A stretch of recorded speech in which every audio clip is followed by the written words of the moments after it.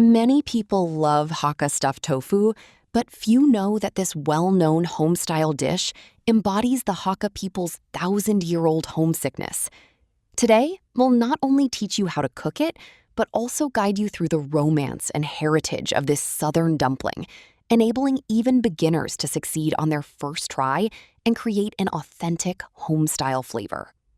Tracing its origins, we must begin with the history of southward migration from the Central Plains during the Song, Ming, and Qing dynasties. In ancient times, Han Chinese from the Central Plains migrated south multiple times due to war, settling in the Meizhou and Huizhou areas of eastern Guangdong.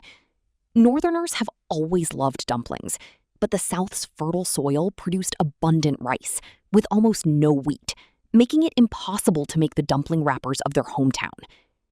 To soothe their deep homesickness, the ingenious Hakka ancestors used locally available tofu instead of dumpling wrappers, stuffing fragrant meat filling into the tofu to mimic the shape of northern dumplings.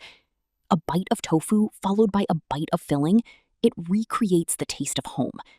This is why stuffed tofu is affectionately known as Southern dumplings, a classic Hakka dish passed down through generations. Today, I'm sharing the most authentic home-style recipe. The steps are detailed and incredibly easy. The taste rivals restaurant quality, and the whole family will love it. First, let me present all the ingredients. Beginners can simply follow along. You'll need 500 grams of soft tofu, 300 grams of minced pork, shallots, scallions, ginger, and seasonings such as light soy sauce, oyster sauce, salt, white pepper, cornstarch, cooking oil, and water. It's simple and home-style, without complicated ingredients. To make stuffed tofu that doesn't break, absorbs flavor, and has no raw bean taste, the first step, preparing the tofu, is crucial. The key secret is soaking it in salt water. Many people skip this step because their stuffed tofu easily breaks, tastes bland, or has a raw bean taste. Take some water, add a little salt, stir to make a light salt solution, and soak the tofu in it for 10 minutes. This step has 4 major benefits. First, it tightens the tofu's surface, making it firm and preventing it from crumbling or cracking during stuffing and frying. Second, it pre-seasons the tofu, reducing the need for heavy salt in later cooking and resulting in a more even and rich flavor. Third, it effectively removes the raw beany taste of the tofu, leaving it refreshing and not bland. Finally, the salt water makes the tofu's pores more even, allowing it to absorb the broth perfectly during simmering, resulting in an incredibly flavorful bite. Remember not to soak it for too long. 10 to 15 minutes is just right to avoid making the tofu too salty. After soaking, remove the tofu, drain it, and cut it into rectangular pieces. Next, prepare the crucial filling, the meat filling. A delicious filling is half the battle won when stuffing the tofu. Finely chop the shallots, ginger, and scallions, and add them to the prepared minced pork. Add 1 tablespoon of light soy sauce, half a tablespoon of oyster sauce, a pinch of salt, a pinch of white pepper, and 1 tablespoon of cornstarch. Gradually add water in small amounts, stirring constantly in the same direction until the minced meat becomes firm and elastic. Let it sit for 5 minutes to marinate and absorb the flavors. This method results in a tender, juicy, and flavorful filling that is neither dry nor greasy. Now for the most comforting part, stuffing. Prepare a clean small spoon and gently carve a groove in the center of a tofu cube. Be careful not to cut through the bottom of the tofu. Fill the groove with the marinated minced meat, smoothing the surface with the spoon. The more generously filled the tofu, the better the texture, ensuring each piece is a perfect balance of lean and fatty meat, bursting with flavor. Then start frying to set the shape. Here's a tip for preventing sticking and keeping the filling from falling out. I always use an uncoated cast iron frying pan for stuffed tofu. It's perfect for frying tofu and meat. Its biggest advantage is its superior heat retention and exceptionally even heating. Although its heat conduction is slightly slower, its heat storage capacity is excellent, resulting in minimal temperature difference throughout the pan.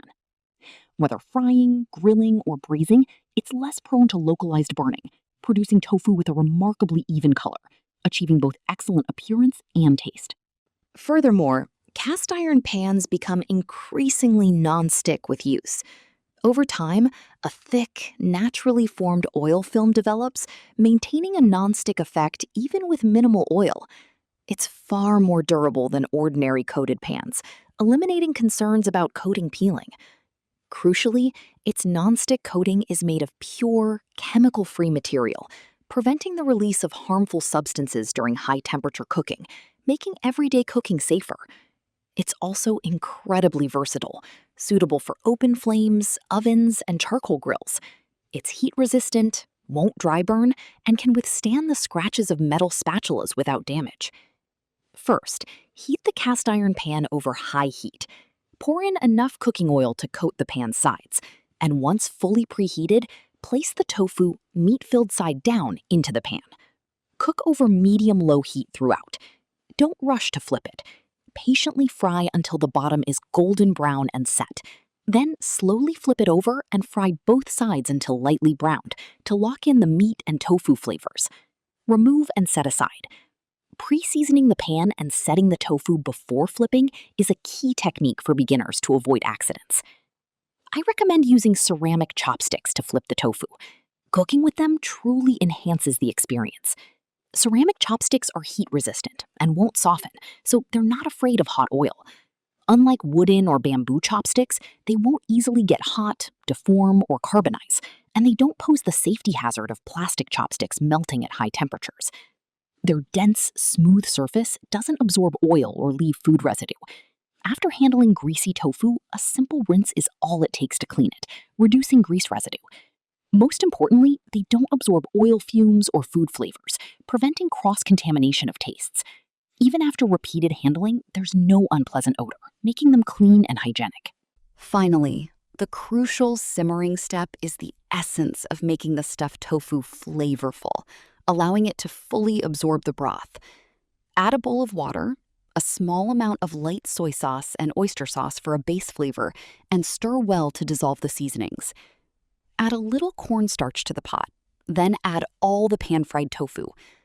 Bring the broth to a boil over high heat, then immediately reduce to low heat. Cover and simmer for 8 to 10 minutes. Simmering over low heat allows the tofu to fully absorb the meaty aroma and the broth's flavor, resulting in a rich and flavorful dish in every bite. Once the simmering time is up, uncover the pot and turn up the heat to thicken the broth. Stir gently to reduce the sauce until it becomes thick and glossy, evenly coating each piece of tofu. The aroma will instantly fill the air. Finally, sprinkle with chopped green onions for garnish and added fragrance, enhancing both color and flavor. This authentic Hakka-style stuffed tofu is now perfectly ready. Here are a few super practical tips for beginners to avoid common pitfalls, ensuring success even for those with no experience. For those who prefer a smoother texture, choose soft tofu, which is tender and juicy. Beginners should opt for firm tofu, which is firmer and more durable, making it less likely to break during stuffing or frying.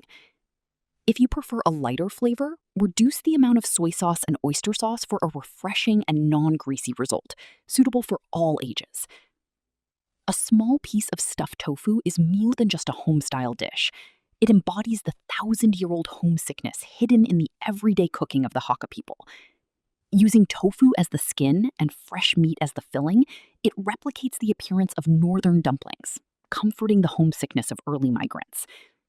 The finished stuffed tofu is slightly crispy on the outside and tender on the inside, with a rich broth bursting in your mouth. The sweetness of the tofu blends perfectly with the savory aroma of the meat filling, creating a savory and delicious dish that's incredibly satisfying with rice. The recipe is simple and requires zero difficulty, yet the taste is amazing.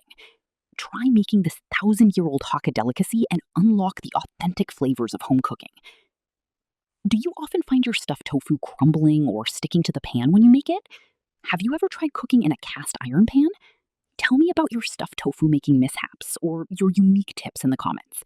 Also, leave a message if you'd like to learn any other authentic Hakka home-style dishes. We'll provide detailed tutorials in the next episode, so even beginners can easily master them.